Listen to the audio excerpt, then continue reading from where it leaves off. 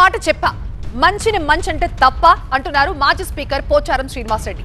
కేసీఆర్ మంచి చేస్తే మంచని చెప్తానని, తాను మళ్ళీ పార్టీ మారుతానంటూ ట్రోల్ చేస్తున్నారంటూ మండిపడ్డారు. మరి సాయంత్రం ఇంటికి వస్తారా, ఉంటావా అన్నాడు. మరి ముఖ్యమంత్రి గారే వస్తున్నాండి, ఎందుకు రావద్దంట, రండి అన్న. వచ్చాడు, టక్కన ఫోన్ సీఎంతో కలిపాడు. ఫోన్ మాట్లాడు సీఎం అవుతాడు. ఇప్పుడు కన్నా రేపు తర్వాత మాట్లాడదాం, లేదు మాట్లాడు ఇచ్చాడు. ఏమని చెప్పుకోను నేను. తెల్లారు వేయం నాదని ఫోన్ చేసి ఆయన లేపడు. 50 సార్లు చేసిన, ఒకసారి కాదు 50 సార్లు లేపడు.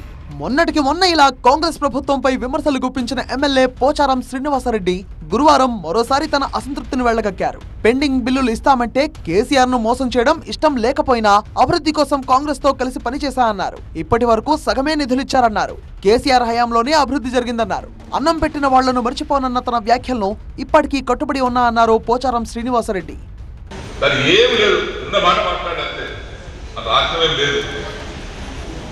మరి అటుపోతాడా ఇటుపోతాడా, పోచారం శ్రీనివాసరెడ్డి ఉద్యోగం వేయడా, ముఖ్యమంత్రి గారికి ఉద్యోగం కలిపిండా, ఆయన స్వార్థం ఉంది. చెప్పురా బాబు, ఒక్కటి చెప్పు, స్వార్థం ఒక్కటి చెప్తున్నాను.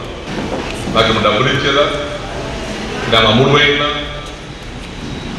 అదే ఆ విషయం స్పష్టం చేయడానికి మాట్లాడినా. మరి వాస్తవం చెప్పాలంటే ఇప్పుడు ఈ పక్షాలు ఇచ్చారు, చెప్పాల్సి వస్తుంది. అన్నం పెట్టి మరుస్తారా?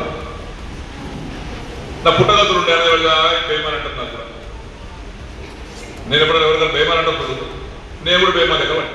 తాను స్వార్థ రాజకీయాల కోసం పార్టీలు మారే రకం కాదన్నారు పోచారం. మభ్య పెట్టి అబద్ధాలాట నా జీవితం చేయలేదు. ఉన్నట్టు కుండలు బద్దలు పెట్టి కొడతాను, మాట్లాడతాను. ఉన్నదా లేనట్టుగా లేదా ఉన్నట్టుగా చెప్పడం వల్ల కాదు. వాస్తవాలు ప్రజలు చెప్పాలి, సమాజానికి చెప్పాలి. ఆయన చెప్పారు పోతాను బాగా తీర్పులు ఏదో మాట్లాడాడు, దాంట్లో రాయేమో రాష్ట్రం ఉంది, ఏమో చేస్తున్నాడు, ఏం రాష్ట్రం లేదు, ఏం లేదు.